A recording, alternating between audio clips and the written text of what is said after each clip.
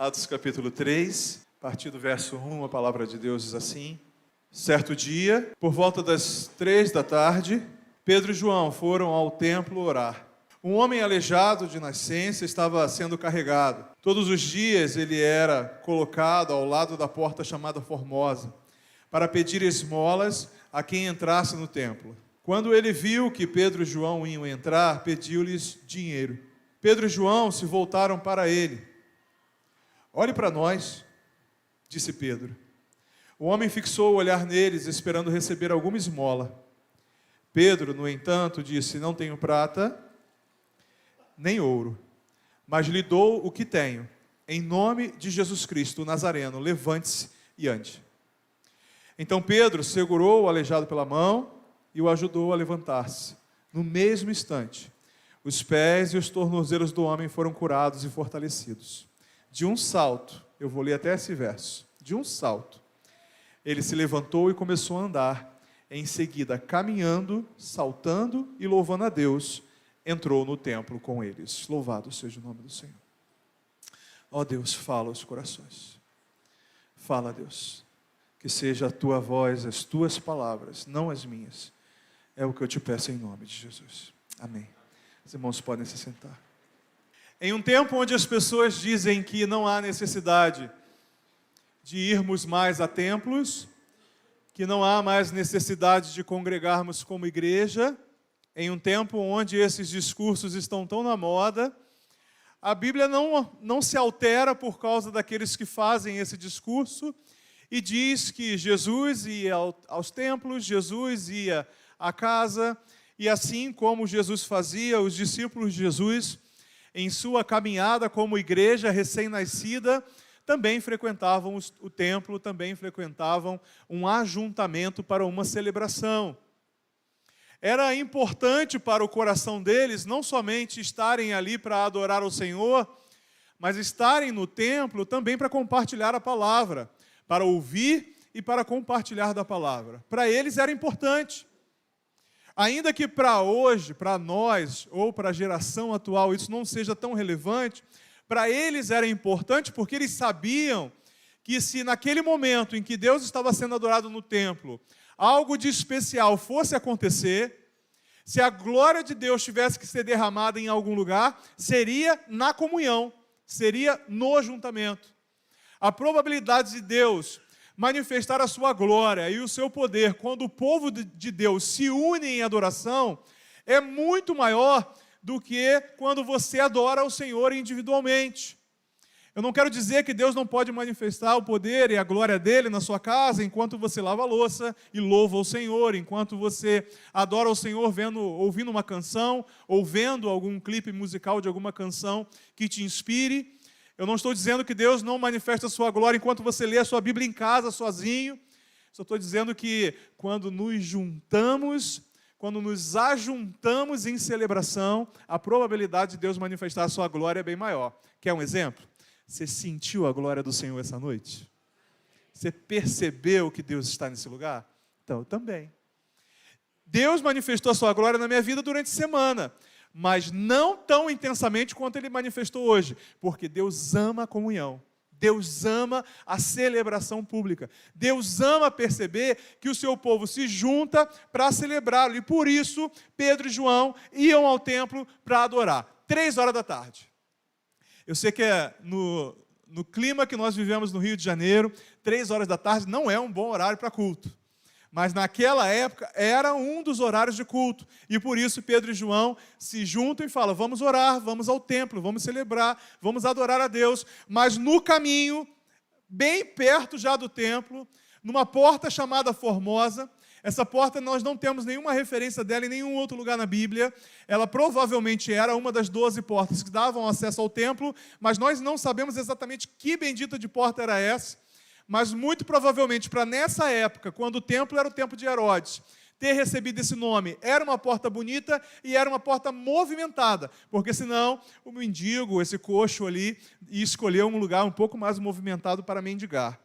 Mas o que eles veem antes de entrar no templo, e eu gosto de pensar que eles estavam pelo menos observando as coisas que estavam ao redor deles.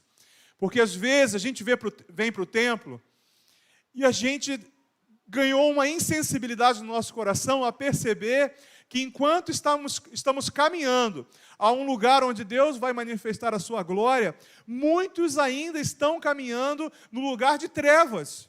Você percebeu isso? Você percebeu quantas pessoas cruzaram pelo seu caminho, de carro ou a pé, que não estavam indo a adorar a Deus, mas pelo contrário, estavam indo viver mais um dia de tantas trevas, estavam indo celebrar uma celebração que precisa de um teor alcoólico, que precisa de um tapa, que precisa de alguma coisa, de alguma substância, que precisa de algum relacionamento para torná-la, pelo menos por alguns momentos, felizes. Você percebeu? Pedro e João estavam tão atentos ao que estava acontecendo que eles percebem que havia um homem que estava sendo carregado à porta do templo. Ele não ia entrar no templo. Levítico capítulo 21 diz que aqueles que estavam sendo vocacionados ou chamados à adoração, e pasmem com isso, eles não eram bem-vindos no templo, aqueles que tinham algum tipo de dificuldade física ou dificuldade de locomoção. Hoje em dia, a gente convive com irmãos que têm dificuldade de locomoção e são bem-vindos, mas naquela época, o lugar dele era, no máximo, na porta.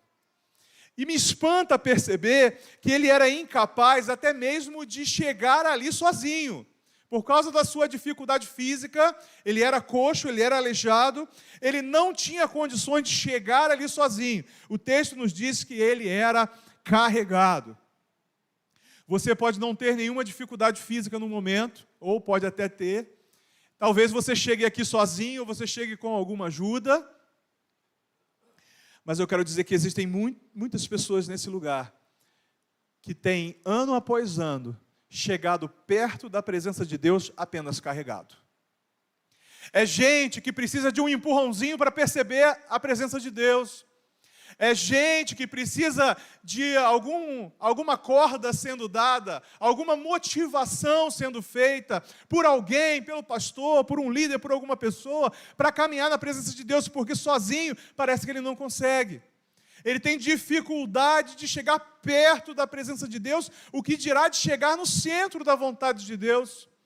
São aleijados, são coxos que vivem entre nós, talvez eu seja um deles ou você, que precisam de alguma motivação ou de alguma ajuda para chegar perto ali da presença de Deus. Me espanta saber como Deus vai mudar a vida desse coxo.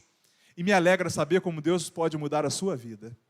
Me espanta perceber como esse coxo chega e como ele sai, porque o texto vai nos mostrar lá na frente a diferença de um homem que chega carregado e sai pulando, e sai andando na presença do Senhor.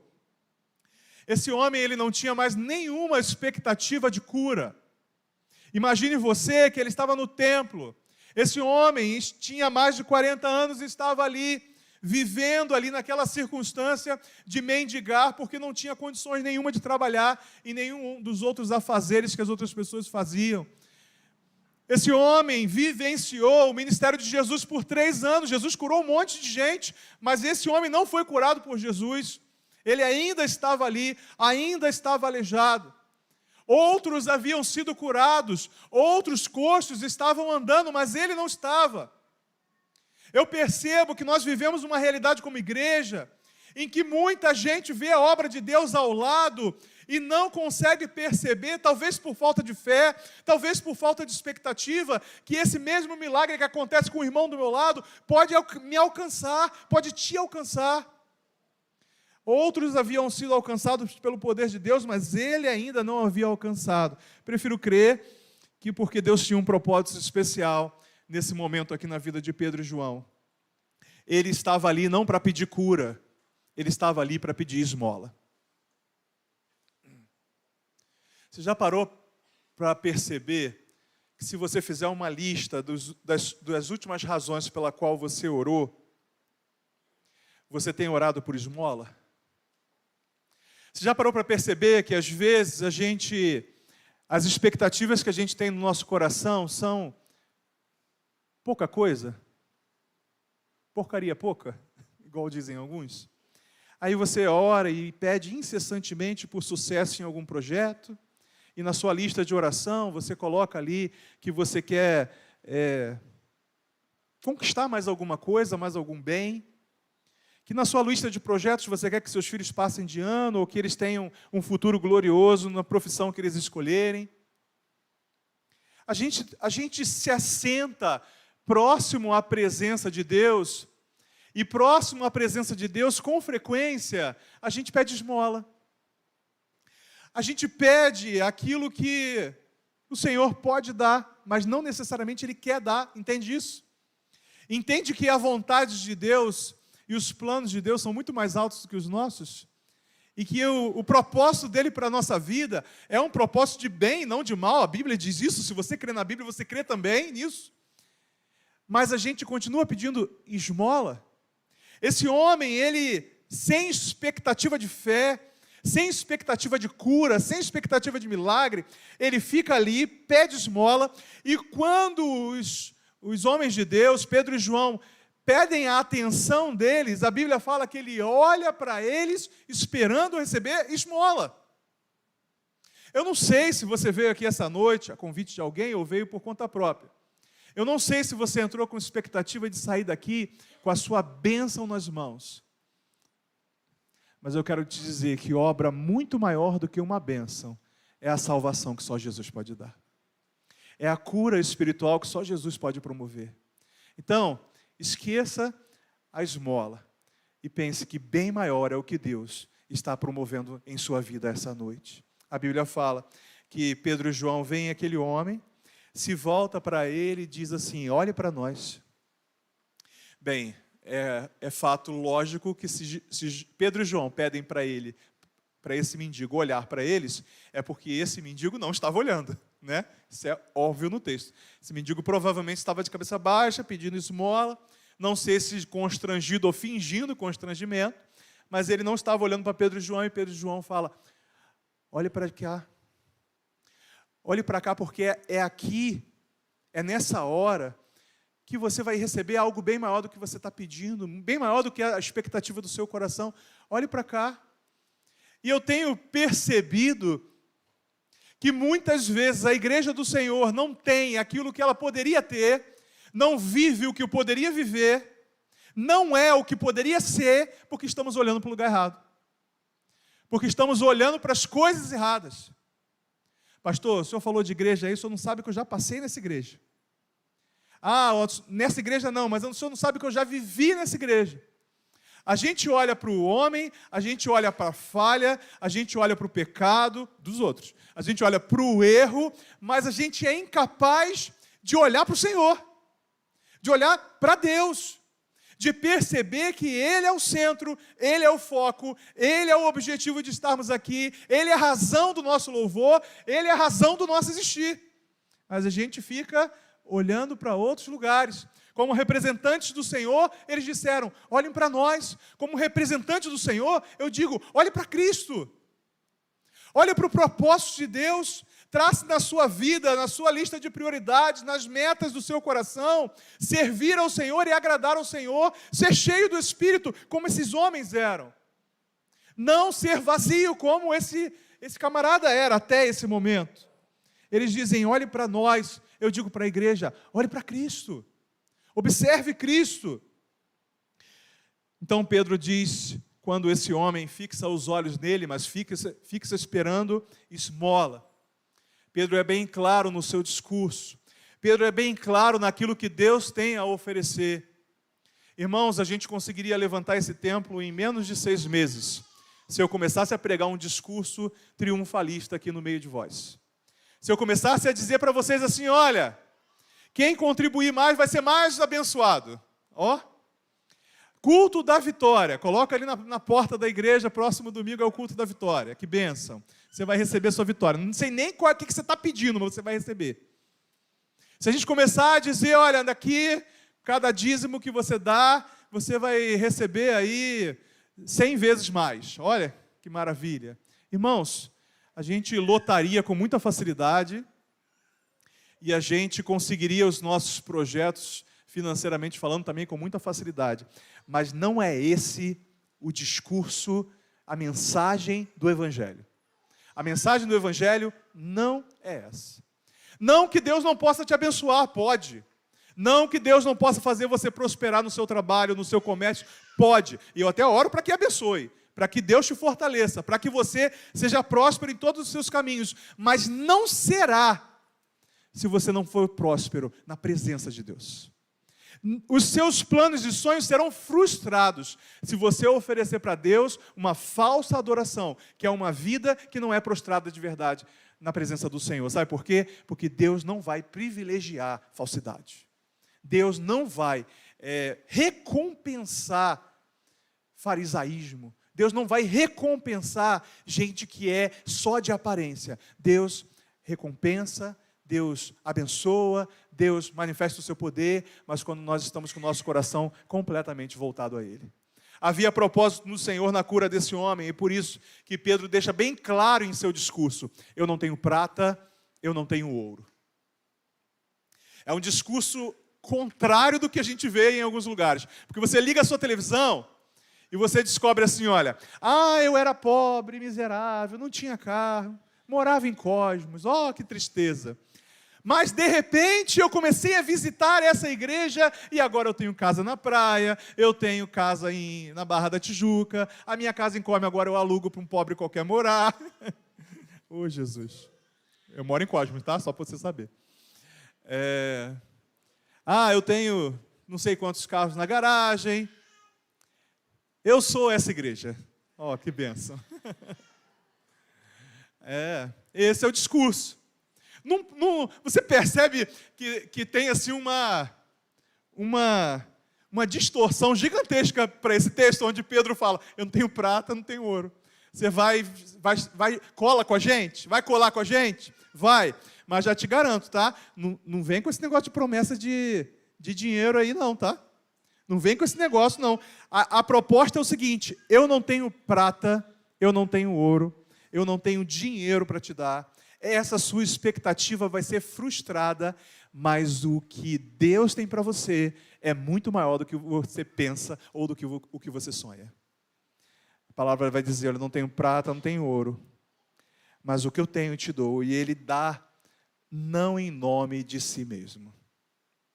Estava essa semana, conversando com uns amigos, e uma das grandes preocupações que a gente vê na liderança eclesiástica hoje em dia, além dessa questão da teologia da prosperidade, é uma ideia que alguns acabam absorvendo, que conforme Deus vai permitindo, e Deus vai derramando o poder dele em um determinado ministério, algumas pessoas começam a se achar donas desse poder. Eu já vi isso acontecer. Eu já vi gente onde através dele, Deus operou poderosamente. Deus fez milagres, Deus fez um ministério frutífero, mas sabe que em algum momento o camarada olhou para dentro de si mesmo e falou assim, quer saber? Eu sou o cara. Eu já vi isso acontecer. Quer saber? Sou eu que mando nesse negócio. Rapaz, olha, eu descobri que pelo nome de Jesus eu faço tudo e a glória seja minha. Dá vontade de mandar esse camarada ali, lá, Daniel, e perceber que quem absorve, quem aceita a glória que a Deus é devida, vai viver igual um bicho. Um dia a gente prega lá em Daniel, quando eu for pregar sobre os profetas, a gente fala desse texto, e os irmãos, por curiosidade, podem ir lá ver essa semana, que a glória é a Deus, e Deus não abre mão da sua glória, Deus não divide a sua glória com ninguém. Tanto é que esse Pedro, que há algum tempo atrás era um cara cheio de autoridade em si mesmo, confiando na sua espada, na sua fala, agora não, agora tudo que ele fala, ele dá glória a quem é devido, e ele diz, olha, é em nome de Jesus de Nazaré. Não é nome do Pedro não, tá? Não é em nome de Samuel. E por isso eu garanto para vocês, se tiver que haver cura essa noite, se tiver que haver libertação essa noite, se tiver que haver restauração essa noite, se tiver que haver direção essa noite, é em nome de Jesus de Nazaré. É em nome dele.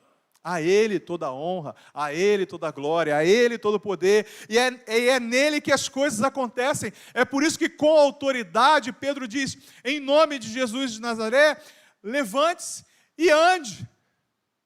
Aos desanimados desse lugar, eu digo em nome de Jesus de Nazaré, levante-se e ande. Aos abatidos nesse lugar, digo em nome de Jesus de Nazaré, levante-se e ande. Aqueles que estão sem direção nesse lugar, aqueles que pararam em sua caminhada, em nome de Jesus de Nazaré, eu digo, levante-se e ande, porque é para a glória dele e é pelo poder dele que ele vai te dar uma nova direção, um novo propósito, uma nova caminhada, aquilo que você realmente está precisando muito mais do que aquilo que você quer. Então a palavra de Deus vai nos dizer que Pedro então segura o aleijado pelas mãos.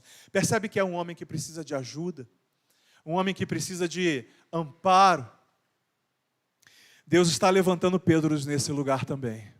Não temos só coxos aqui nesse lugar, nós temos também aqueles que Deus está levantando para serem instrumentos de Deus na restauração de outros.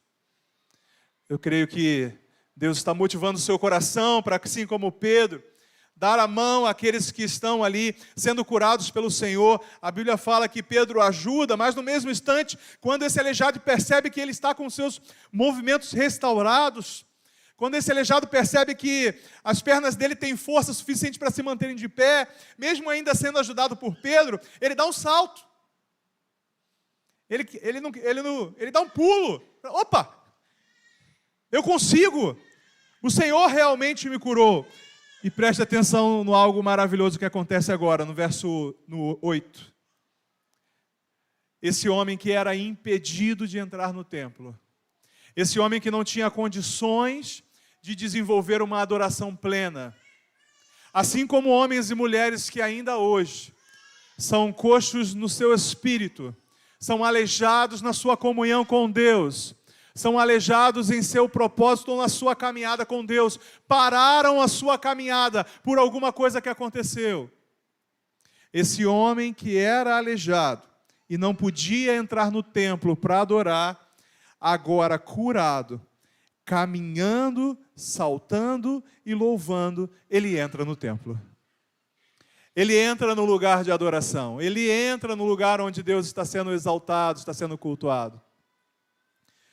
Ainda que você tenha chegado aqui aleijado, talvez até carregado, essa noite você vai entrar na presença do Senhor. Essa noite você vai entrar caminhando e saltando na presença dEle. Creia assim, é poder de Deus. O Espírito Santo está atuando aqui no livro de Atos e mostrando a nós que é através desse poder dado por Deus, esse Espírito Santo, a presença do próprio Deus dentro de nós, em nome de Cristo, exaltando Cristo, que as coisas tendem a acontecer ao nosso redor. A gente viu hoje de manhã que o poder, as maravilhas iam sendo operadas conforme o temor, conforme o amor desses discípulos, conforme essa igreja fazia a diferença. Eu creio que Deus está usando o seu maravilhoso Espírito Santo para encher os nossos corações essa noite, para que ao nosso redor aconteça aquilo que só o poder de Deus pode fazer. Que só Deus tem poder para fazer. A sua força é limitada, por mais forte que você seja, a sua força é limitada, mas não há limites para o poder de Deus. Eu quero orar com a igreja essa noite. Eu quero convidar você a refletir sobre a importância de entregar-se completamente a esse poder, a esse amor que só existe em Cristo Jesus. Eu quero convidar você a refletir essa noite sobre a necessidade de você parar de criar falsas expectativas, parar de pensar em falsos planos, parar de querer esmola.